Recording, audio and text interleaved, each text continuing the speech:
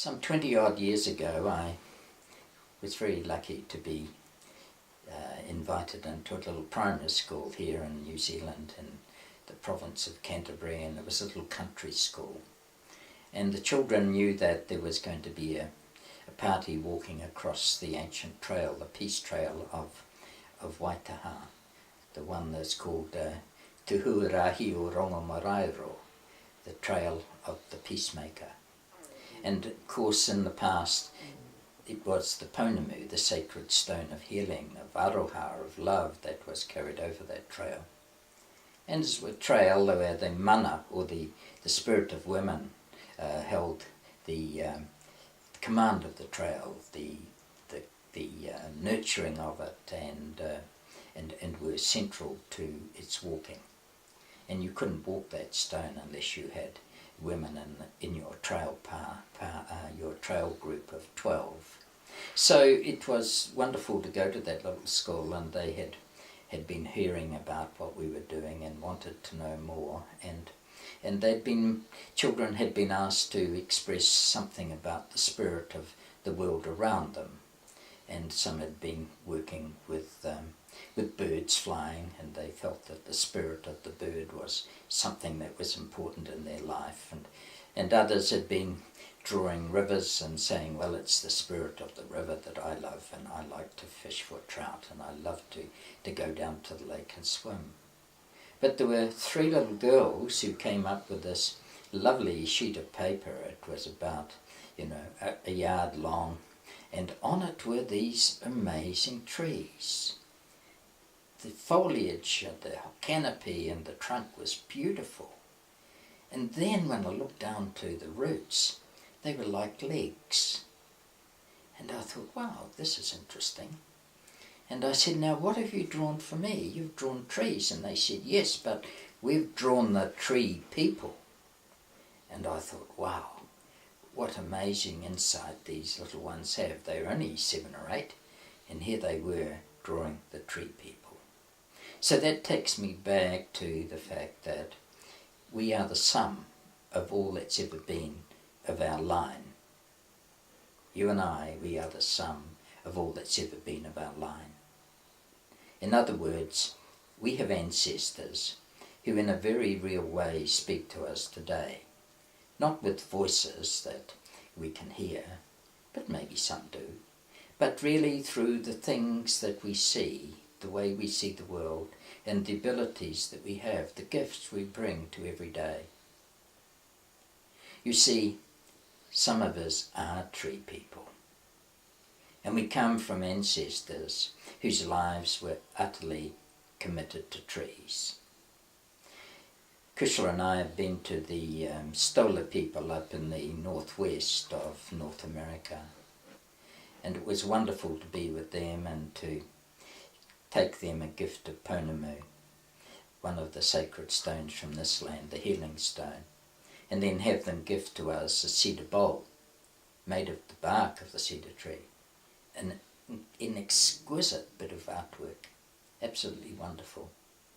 And then when you sit with them and you hear them speak of the cedar and its place in their lives, you understand that they are truly tree people, that is so much part of their life, that it's the essence of their being.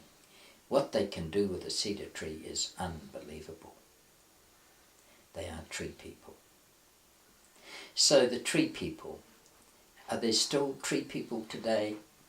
People who live far beyond the forest, who live in the city, who simply, live another way? Yes, there are.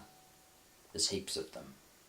These are the people who love to come home after a difficult day and simply put on their gardening clothes and get out there and weed and sow and harvest and tend things and work really hard, even though they were utterly exhausted, physically and mentally and spiritually, you might say, when they got home. They may have driven for an hour or 2 or more on motorways to get there. But when they go into the garden, they become tree people again. And they do these wonderful things, and they bring forth flowers and vegetables and fruits and foods fresh from the land.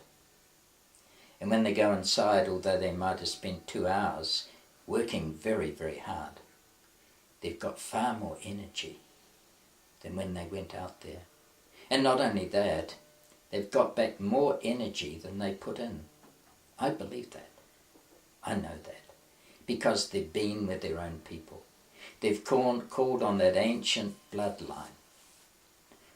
They've called on their ancestors of long ago, who've come into this time, who've given them the energy that was sown within their very DNA long ago. They've harnessed that. They've brought it into today. When we can do this, when we can understand, when we become aware of who we truly are, by looking down through our ancestral line, by experiencing it, in the excitement in everyday life that really fills us with energy, we're in a very powerful place. And it's available to everyone. But not everyone is a tree person. So at this moment I'm only talking about the tree people. The people who deep down understand that they have been gifted something wonderful that's available every day to be called upon to sustain them in a world that asks much of them, to bring a balance into the stressful times of life, to bring a balance that revives them, rejuvenates, and helps them cope from day to day. So the tree people stand tall.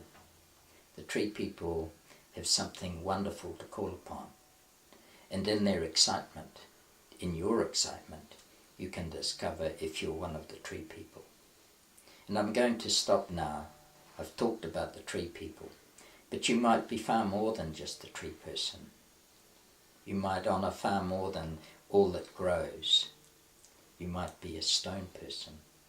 You might also be a star walker, one who loves to venture out beyond, who'll test the distant horizons in a vessel, who'll be a researcher in a laboratory, going beyond where anyone else has gone before. The kind of person who has the courage to take their lives in their hands, their career in their hands, all the energy and all the joy that they are, to discover something new to help humanity. There are many, many peoples: fire people, snake people, bird people, water people, many, many peoples, but we might speak of those on another day. But you find your people in your excitement. What sustains you and lifts you up day by day.